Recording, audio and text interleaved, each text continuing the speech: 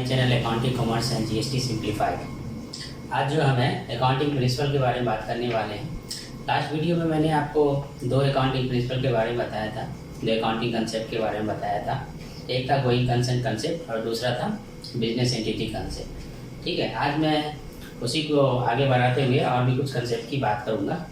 ठीक है, तो चलिए शुरू करते हैं आज का chapter accounting concept, accounting principle, और उसमें जो है अकाउंटिंग कंसेप्ट के बारे में बात करेंगे आज। ठीक है, तो पहला जो है आज का जो है, उसके बाद जो अकाउंटिंग कंसेप्ट आता है मनी मेजर। पहला जो है वो मनी मैनेजमेंट कंसेप्ट है। दूसरा क्या है, एक्रूअल कंसेप्ट। तीसरा कॉस्ट कंसेप्ट और हिस्टोरिकल कॉस्ट कंसेप्ट। चौथा है कंसिस्टेंसी कंसेप्ट। पांचवा है डुअल एस्पेक्ट कंसेप्ट। छठा है मैचिंग कंसेप्ट और सातवां क्या है, रेवेन्यू रिकॉग्निशन कंसेप्ट। और दो मैंने पहले, ये 7 अभी के हो गए और दो मैंने आपको पहले बताए थे, तो टोटल 9 कंसेप्ट टोटल हो जाएंगे इस अकाउंटिंग कंसेप्ट, अकाउंटिंग प्रिंसिपल। ठीक है, तो चलिए एक एक करके शुरू करते हैं। सबसे पहले डिस्कस करते हैं मनी मेजरमेंट कंसेप्ट।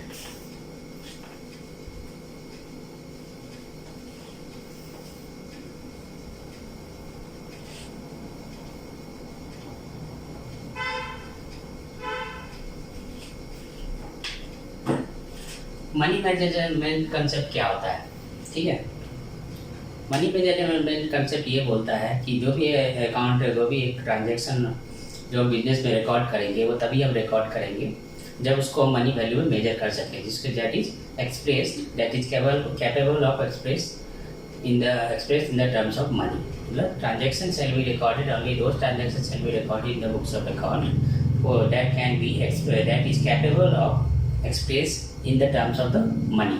ये कंसेप्ट ये कहता है कि कोई भी ट्रांजैक्शन अगर हम उसे रिकॉर्ड करना चाहते हैं तो ट्रांजैक्शन की मनी वैल्यू होनी चाहिए, तभी उसकी अकाउंटिंग में रिकॉर्ड होगी। ठीक है, तो ये बोलता है कि only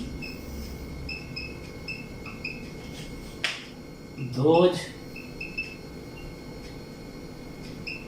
transaction are recorded that is capable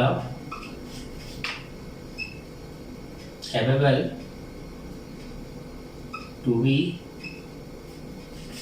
expressed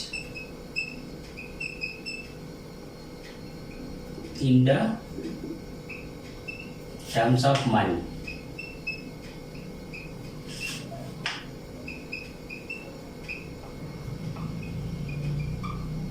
ठीक है, उसी ट्रांजैक्शन को रिकॉर्ड करेंगे, इसको मनी वैल्यू में मेजर कर सकते हैं। फॉर एग्जांपल एक एग्जांपल लेते हैं। सपोज मेरा एक बिजनेस है। ठीक है, मैंने फर्नीचर परचेज किया। ठीक है, फर्नीचर मीन्स फर्नीचर परचेज किया। फर्नीचर में मैंने 10 चेयर जो है 10 चेयर को परचेज किया, 10 चेयर को परचेज किया। ठीक है, परचेज फर्नीचर परचेज। ठीक है, अभी आपको यहाँ पे जो गिवन इंफॉर्मेशन है उसमें क्या बोला, फर्नीचर परचेज, हमने 10 चेयर परचेज किया। क्या आप इसको अकाउंटिंग में रिकॉर्ड कर सकते हैं? नहीं कर सकते। क्यों? क्योंकि इस 10 चेयर की मुझे वैल्यू नहीं पता है। ठीक है, ये 10 चेयर की वैल्यू क्या है, तो बिना वैल्यू के हम कैसे अकाउंटिंग कर सकते हैं? इसी तरह से अगर हम 10 चेयर की वैल्यू अगर मैं 500 रुपीज़ पर चेयर के हिसाब से कर दूँ तो क्या हो जाएगा, ये 5000 का चेयर फर्नीचर हो जाएगा या चेयर हो जाएगा। इसको फिर हम जब वैल्यू 5000 को हम इसको मैं रिकॉर्ड कर पाऊँगा। लेकिन अगर क्वांटिटी थी, केवल 10 क्वांटिटी की इंफॉर्मेशन आपके कोई ट्रांजेक्शन हुआ जिसके केवल क्वांटिटी का इंफॉर्मेशन है, उसकी वैल्यू का मनी वैल्यू में उसका इंफॉर्मेशन नहीं है, तो उसको रिकॉर्ड नहीं कर सकते।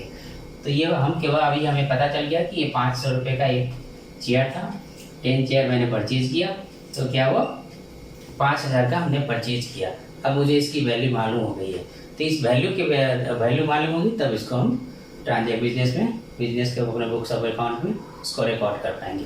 तो यही कह रहा है, कहने का समय इस प्रिंसिपल यही कहता है कि जब तक कोई भी बिजनेस ट्रांजेक्शन तभी रिकॉर्ड करेंगे जब उसे हम मनी वैल्यू में एक्सप्रेस कर सके, और मनी वैल्यू अगर नहीं है तो उसको रिकॉर्ड करना इम्पॉसिबल है। ठीक है, ये कंसेप्ट करता है।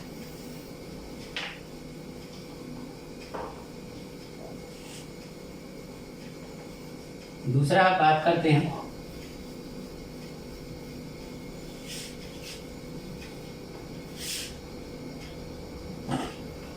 दूसरा अकाउंटिंग कंसेप्ट है कंसिस्टेंसी कंसेप्ट। कंसिस्टेंसी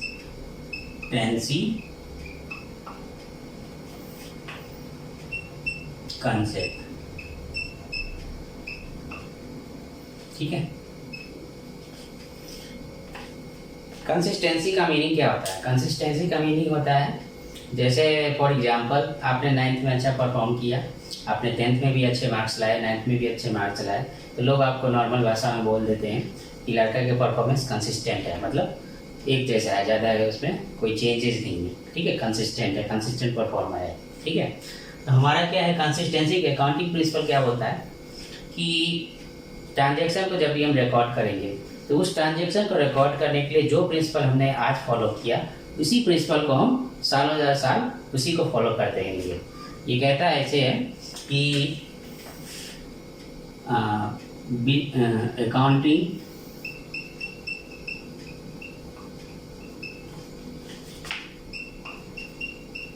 मेथड और principal applied in one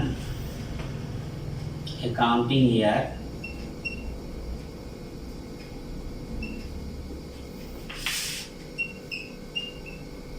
shall be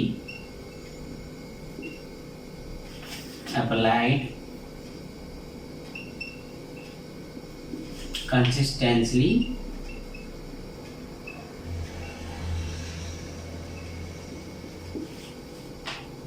year after year।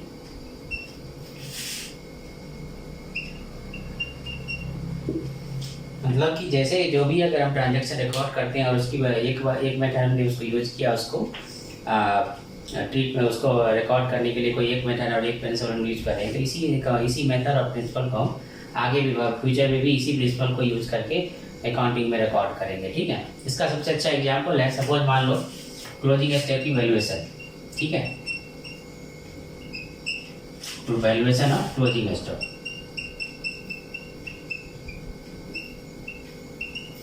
Closing stock suppose 31 March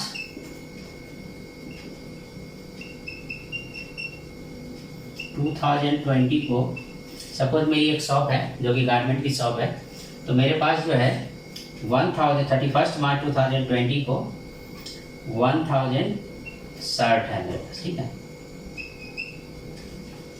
1000 shirt है,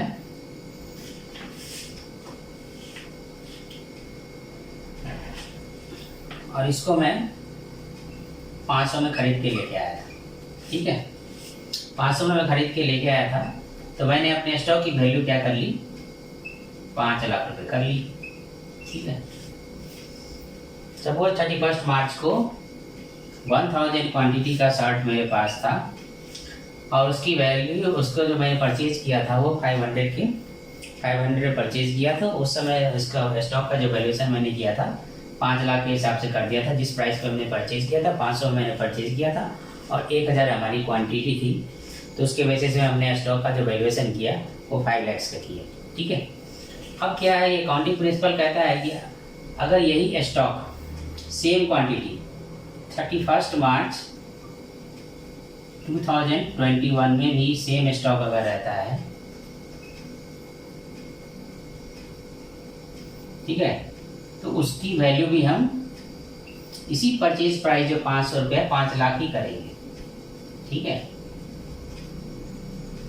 ठीक है, 5 लाख ही करेंगे। इसकी मार्केट वैल्यू देख के नहीं करेंगे कि पिछले साल में 500 में खरीदा था, जिसकी मार्केट वैल्यू 600 हो गई है तो मैं 6 लाख बुक कर दूंगा, बिल्कुल नहीं। ये प्रिंसिपल मना करता है ऐसे करने से। ठीक है, तो क्या है कि जो मेथड आपने पिछले साल अप्लाई किया उसी मेथड को आगे भी अप्लाई करते रहोगे, अपना वैल्यूएशन ऑफ स्टॉक जो है सेम मेथड और सेम प्रिंसिपल के हिसाब से करोगे, ईयर आफ्टर चेंज नहीं करते जाए। ठीक है, इसी को बोलते हैं कंसिस्टेंट, मतलब ज़्यादा आप चेंज नहीं करो अकाउंटिंग प्रिंसिपल में। ठीक है, 5 लाख की जगह 6 लाख मार्केट वैल्यू के हिसाब से नहीं कर सकते हो। ठीक है, तो ये हो गया आपका कंसिस्टेंसी प्रिंसिपल। एक मेथड फॉलो किया, ईयर आफ्टर ईयर आपको वो कंटिन्यू करना है। ठीक है, उसमें कोई चेंज नहीं करना है। ठीक है,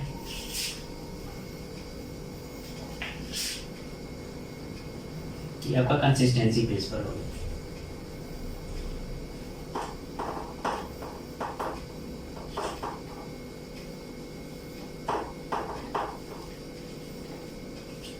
अब आता है एक्रूअल कंसेप्ट।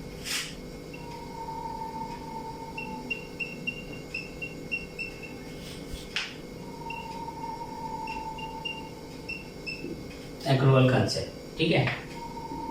अब एक्रूअल कंसेप्ट क्या है? एक्रूअल कंसेप्ट हमें बताता है कि अगर हमने सेल किया है, ठीक है, तो सेल किया है तो हमने जब सेल कर दिया तो उसको हम सेल मान लेंगे, भले उसका पैसा मुझे मिले या ना मिले।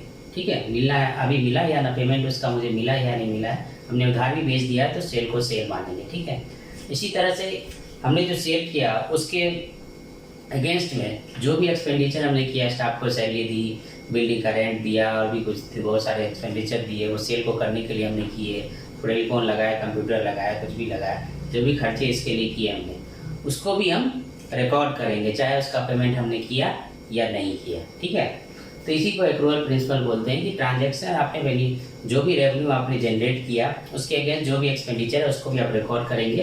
पेमेंट हुआ या ना हुआ टोटली इमटेरियल है, उसको हम टोटली इग्नोर करते हैं। एक्सपेंडिचर हुआ तो उसको हम रिकॉर्ड कर लेते हैं। इसी तरह सेल हुआ, चाहे वो क्रेडिट पे क्यों ना हो, उसका पैसा मिला या ना मिला, हम उसको रिकॉर्ड करेंगे ही करेंगे। ठीक है, तो ये प्रिंसिपल यही कहता है आपका कि अकाउंटिंग एक्रूअल कंसेप्ट की cell are recorded.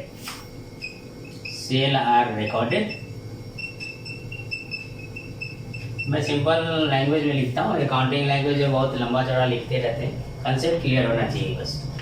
Cell are recorded when goods are sold and expenses are recorded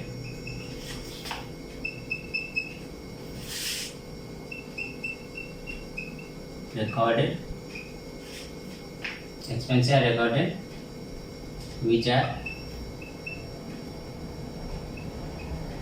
are related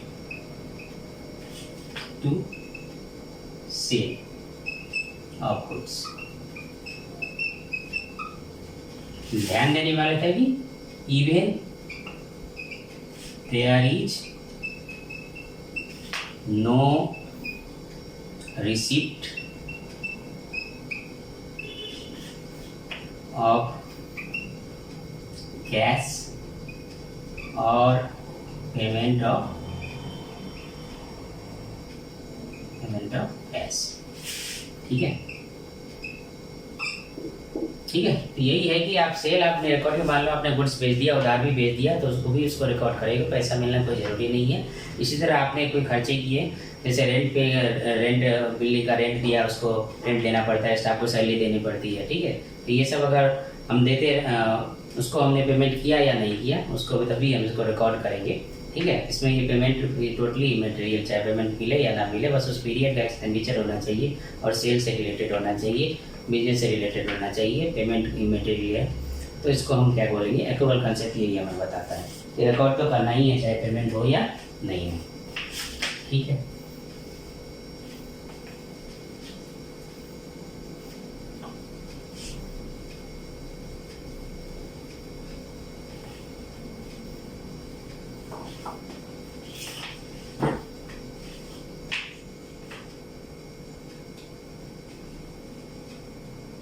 अब आता है इसी का, इसे मिलता जुलता कंसेप्ट है मैचिंग कंसेप्ट।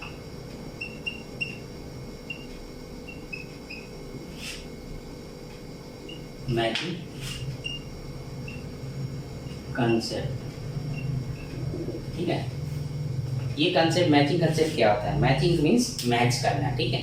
ये कंसेप्ट हमें ये बताता है कि अगर हमने कुछ सेल किया, ठीक है, तो इससे जो रिलेटेड सेल किया या कोई भी इनकम जनरेट किया, तो इससे रिलेटेड एक्सपेंडिचर को हम कंपेयर करेंगे और उसके बेसिस पे ही हम उसका कोई भी बिजनेस का प्रॉफिट एंड लॉस निकालेंगे।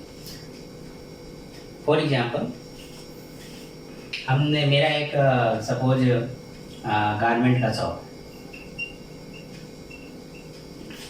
गारमेंट शॉप है मेरा, ठीक। इसमें मैंने मान लो कि हमने क्लॉथ को सेल किया, शर्ट को सेल किया, 1000 शर्ट सेल किया मैंने एट द रेट ऑफ 500 मैंने सेल किया, ठीक है। तो 5 लाख का हमने सेल किया, ठीक है। अब इस हमने जो शॉप खोली, 5000 का सेल तो कर दिया, मान लो हमने साल भर में कितना सेल किया है, 1000 शर्ट सेल किया 500 रुपये हिसाब से, तो 5 लाख का हमने सेल किया। अब हम जिस बिल्डिंग में अपनी शॉप खोली हुई है उसमें हमें क्या क्या करना पड़ेगा? सबसे पहले हमें क्या बिल्डिंग का रेंट देना है। रेंट मान लो हमारा 25,000 है, ठीक है। साल का रेंट हमने 25,000 दिया, ठीक है। हमने सेल करने के लिए क्या किया? स्टाफ को सैलरी दी, तो सैलरी भी यही रिकॉर्ड करेंगे, सैलरी भी दी हमने। सैलरी समझ मैंने 50,000 सैलरी दी। गारमेंट के शॉप में बहुत सारे स्टाफ रखने पड़ते हैं, तो सैलरी भी ज़्यादा देनी पड़ती है ताकि उससे सेल बढ़े। फिर मान लो हमने इलेक्ट्रिसिटी का खर्चा हुआ, हमारे AC लगाया, लाइटिंग वाइटिंग लगाई, इसका समझ लो खर्चा हमारा 40,000 आ गया, ठीक है। अब ये शर्ट जो मैंने 500 रुपये में सेल किया, इसको मैंने परचेज किया था 400 रुपये में, ठीक है। सपोज मान लो 200 में मैंने परचेज किया था, ठीक है। तो 200 परचेज कॉस्ट हो गई हमारी 2 लाख रुपये। इस शर्ट को परचेज करने में हमारे इतने काम में 2 लाख रुपये का हमने मैंने परचेज पाई थी शर्ट को। और भी ट्रांसपोर्ट वगैरह कुछ भी लगे, ठीक है, वो भी मान लो हमारा 25,000 ट्रांसपोर्ट भी लगे, ठीक है। तो क्या किया हमने? इस सेल से रिलेटेड जो भी खर्च एक्सपेंडिचर है, चाहे ट्रांसपोर्ट लगे, चाहे रेंट लगे, चाहे सैलरी लगे, चाहे इलेक्ट्रिसिटी लगे, चाहे इसको परचेज करने वाला जो गुड्स का जो कॉस्ट है वो होगा, इसको हम मैच करके ही इससे रिलेटेड जो भी एक्सपेंडिचर इसको मैच करते हैं। इस मैचिंग करने के बाद ही हम अपना प्रॉफिट एंड लॉस अकाउंट निकालते हैं। ये कंसेप्ट बताता है कि इफ सेल ऐसे रेवेन्यू आर रिकॉग्नाइज्ड, ठीक है, revenue of the business is matched with the expenditure which have assisted the revenue to be generated, ठीक है। पहले नहीं करा, मैं ये बताता हूँ। इसका कहने का ये मतलब हुआ कि जो हमने सेल किया उससे रिलेटेड जो भी एक्सपेंडिचर हमारे होते हैं, उससे रिलेटेड उसको हम क्या करते हैं, उसके एक्सपेंडिचर से कंपेयर करेंगे, उसके बेसिस पे हम प्रॉफिट एंड लॉस अकाउंट बनाएंगे। तो ये इसके बेसिस पे ही, क्योंकि इससे क्या होगा कि हमारा जो भी आपका प्रॉफिट जो आएगा वह सही आएगा। ये इसका पर्पस है मैचिंग कंसेप्ट का, कि इनकम को जो भी हम रेवेन्यू जनरेट कर रहे हैं, जो भी सेल जनरेट कर रहे हैं, उसके अगेंस्ट जो भी एक्सपेंडिचर है उसको मैच करके ही हम अपना रिजल्ट, बिजनेस का जो रिजल्ट है कि प्रॉफिट हुआ कि लॉस हुआ, तभी निकालते हैं। तो ये हो गया आपका मैचिंग कंसेप्ट, ठीक है।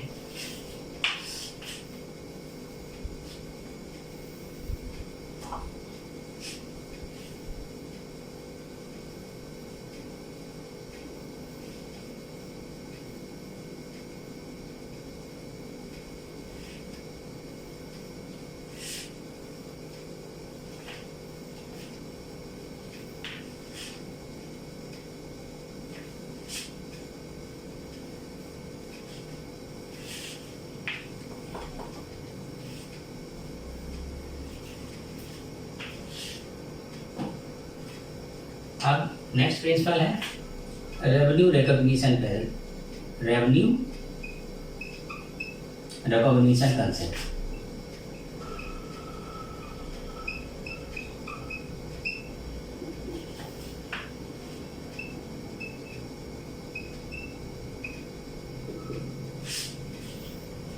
रेवेन्यू रिकॉग्निशन कंसेप्ट, ठीक है। तो रेवेन्यू रिकॉग्निशन कंसेप्ट क्या होता है? ये कंसेप्ट हमें बताता है कि अगर हमने कोई रेवेन्यू जनरेट किया है, मतलब हमने कोई सेल किया है, सिंपल भाषा में बता रहा हूँ, अगर हमने कुछ सेल किया है, ठीक है, तो सेल को हम तभी मानेंगे जब हमारे जिस गुड्स को हमने सेल किया उसका ऑनरशिप जो है हम दूसरे को ट्रांसफ़र कर देते हैं, ठीक है। ऑनरशिप मतलब हमने जो सपोज हमारी बुक्स की शॉप है, ठीक है, बुक्स हमने बेचा, मान लो राम को हमने बुक्स बेच दिया, ठीक है। जब ऑनरशिप ट्रांसफ़र हो गया, मतलब इस बुक का जो ऑनर हो गया वो राम हो गया, जब तक ये ऑनरशिप ट्रांसफ़र नहीं हो तब तक हम उसको रेवेन्यू रिकॉग्नाइज नहीं करेंगे। मतलब अगर सेल किया है तो उसको सेल तभी मानेंगे जब इंटायर ऑनरशिप ट्रांसफ़र हो गया, राम पे चला गया, ठीक है। सपोज एग्जाम्पल ये बोलता है कि revenue shall be recognised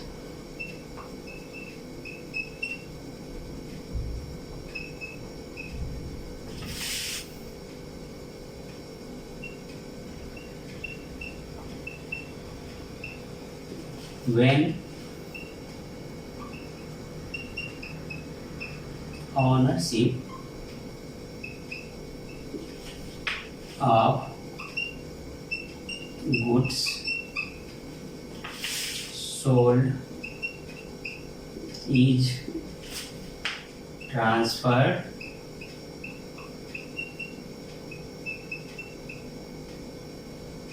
to buyer, या यहाँ पे हम लोग का कस्टमर जो हमसे गुड्स परचेज करते हैं। सपोज मैं एक एग्जांपल देके आपको समझाता हूँ। सपोज मेरी बुक्स की शॉप है, बुक शॉप है मेरी, ठीक है। मैंने क्या किया, अकाउंट्स की बुक जो है, अकाउंट्स की बुक है, मैंने क्या किया 300 में राम को सेल कर दिया, राम को सेल किया, ठीक है। अकाउंट्स की बुक थी, हमने राम को सेल किया, ठीक है। एक बुक थी, इसको हमने 300 रुपये में बेच दिया, 300 रुपये में बेचा, ठीक है। लेकिन हम इसको सेल तभी रिकॉर्ड, ये कंसेप्ट बताया, सेल हम तभी 300 रुपये रिकॉर्ड करेंगे जब इस बुक का जो ऑनरशिप जो है राम ले लेगा। ऑनरशिप जैसे ही बुक्स का मतलब इसका राम इसका ऑनर हो जाएगा। बुक्स का कुछ भी हो, चाहे फट जाए, चाहे गिर जाए या चोरी हो जाए, इसके लिए हम जिम्मेवार नहीं होंगे बल्कि राम होगा। जब ये स्थिति आ जाएगी, जब ये मतलब ऑनरशिप ट्रांसफ़र हो जाएगा, तभी हम इस 300 रुपये सेल को अपने बुक्स में रिकॉर्ड कर सकते हैं, उससे पहले नहीं कर सकते।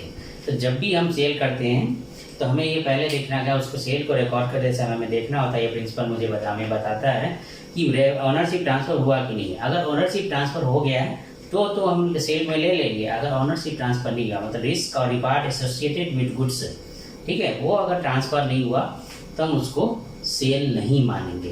तो ये हमारा क्या कहता है, ये रेवेन्यू रिकॉग्निशन कंसेप्ट यही कहता है, ठीक है। इसी तरह हमने मान लो बाइक है हमारी, ठीक है, बाइक है, बाइक हमने 50,000 में सेल किया, ठीक है। किसको कर दिया, सपोज सुरेश को कर दिया, ठीक है। ये सुरेश, जब तक बाइक जो है सुरेश के नाम पे रजिस्टर्ड नहीं हो जाएगी, मतलब इसका ऑनरशिप हमारे से ट्रांसफर नहीं हो जाएगा, तब तक ये 50,000 की सेल को हम रिकॉर्ड नहीं करेंगे। मतलब revenue will be recognised only when risk reward associated with any goods has been shifted to the buyer, ठीक है। मतलब अब जो इस बाइक की रिस्पॉन्सिबिलिटी, सारी रिस्पॉन्सिबिलिटी इस केस में सुरेश की हो जाएगी। बाइक का कुछ भी हो, बाइक का गिर जाए, उसको कोई भी एक्सीडेंट हो जाए, तो उसकी जिम्मेवारी हमारी नहीं होगी बल्कि सुरेश की होगी। तो रिकॉर्ड तक उसी जब तक ये ऑनरशिप ट्रांसफ़र नहीं हो तब तक हम उसको सेल को रिकॉग्नाइज नहीं करेंगे। जब ऑनरशिप ट्रांसफ़र हो गया तो ये 50,000 को भी रिकॉग्नाइज कर लेंगे। तो यही हमारा रेवेन्यू रिकॉग्निशन कंसेप्ट कहते हैं, ठीक है। तो ये आपके रेवेन्यू रिकॉग्निशन कंसेप्ट हो गया।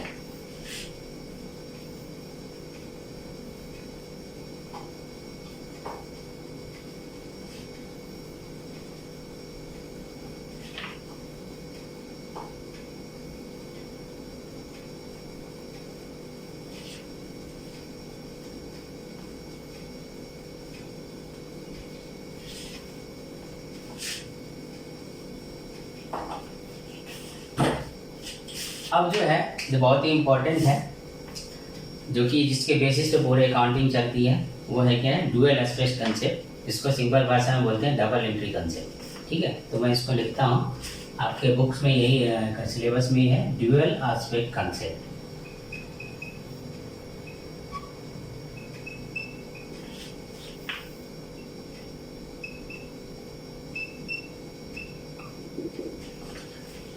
ये कंसेप्ट बताता है अगर कोई बिजनेस ट्रांजैक्शन है तो वो क्या होता है, इक्वल उसका इफेक्ट आता है दोनों तरफ, दो साइडों को इम्पैक्ट करता है, दो तरफ इसका इम्पैक्ट पड़ता है। अगर मैंने कोई परचेज किया तो मुझे कैश पे करना पड़ा, इसी तरह मैंने कुछ सेल किया तो मुझे गुड्स बेचना पड़ा, फिर तभी मेरे पास कैश आया। मतलब ये कंसेप्ट हमें बताता है कि each business transaction affect at least to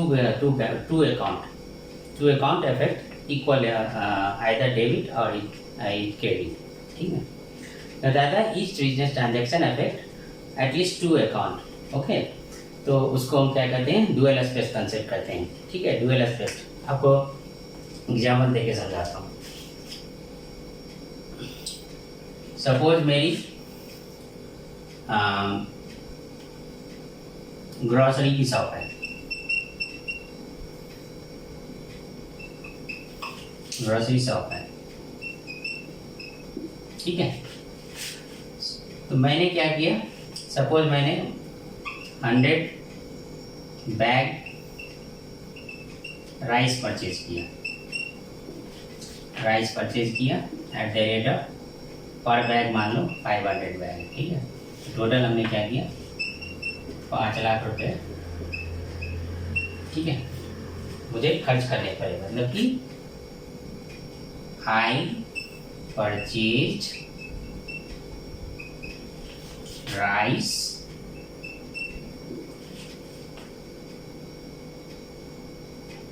$100 bag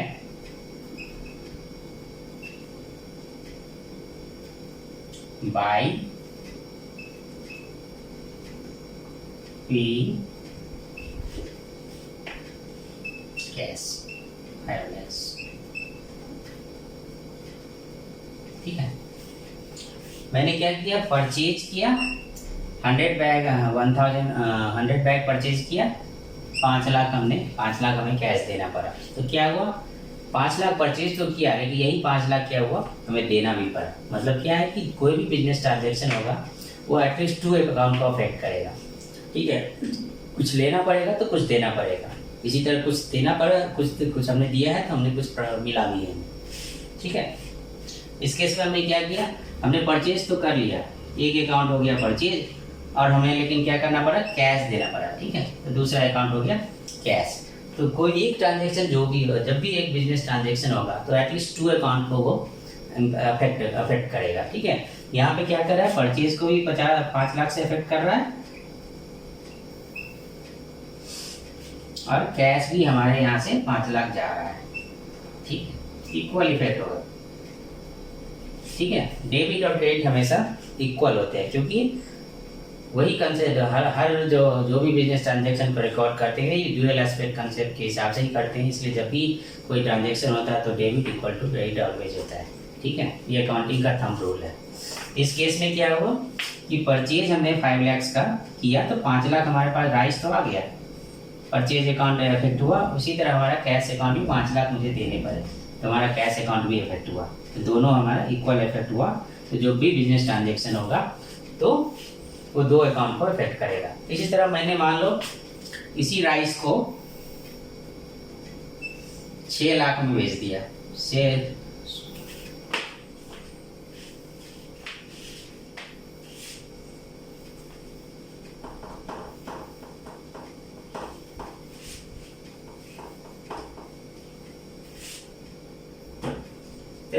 sold ऐसी राइस को sold 100 bag rice at the rate of 600 for cash। ठीक है, अब क्या हुआ, हमने क्या किया, सेल किया। सेल कितने का किया, 6 लाख का। सेल किया तो हमारे यहाँ से क्या गया, सेल हुआ और कैश हुआ, दो अकाउंट इफेक्ट किया। इधर सेल अकाउंट इफेक्ट किया, दूसरा क्या हुआ, कैश अकाउंट इफेक्ट किया। सेल अकाउंट भी 6 लाख से क्रेडिट हुआ, कैश अकाउंट भी 6 लाख से डेबिट हुआ। डेबिट कैसे होता है और क्यों होता है ये आपको मैं डबल एंट्री सिस्टम में पढ़ाऊंगा। उसके रूल हैं, गोल्डन रूल कहते हैं, उसके बारे में काफ़ी डिटेल में उसका मैं डिस्कस करूँगा। अभी आप ये समझ लो कि अगर कोई भी बिजनेस ट्रांजेक्शन ये हुआ तो इसने एटलीस्ट 2 अकाउंट को अफेक्ट किया। इस केस में क्या, सेल को भी अफेक्ट किया, इसने कैश को भी अफेक्ट किया और इक्वली अफेक्ट किया। ठीक है, तो डेबिट इक्वल टू क्रेडिट हमेशा रहेगा। ये इसी कंसेप्ट के बेसिस पे ये ड्यूअल एस्पेक्ट कंसेप्ट ही हमें बताता है कि each transaction affect at least 2 accounts and equally affect करता है इसको। तो आज मैंने आपको ये सारे अकाउंटिंग कंसेप्ट आपको बता दिए। अगर आपको मेरा वीडियो पसंद आया तो प्लीज़ लाइक कीजिए, शेयर कीजिए और उसको कमेंट भी कीजिए। ठीक है, और कोई भी पर्सनल क्वेरी हो तो आप या तो उस कमेंट सेक्शन में लिख दें या फिर वो मेरे ईमेल आईडी पे आप उसको ईमेल आईडी पे भी अपनी क्वेरी लिख सकते हैं। मेरा ईमेल आईडी है, ईमेल आईडी आप नोट कर सकते हैं,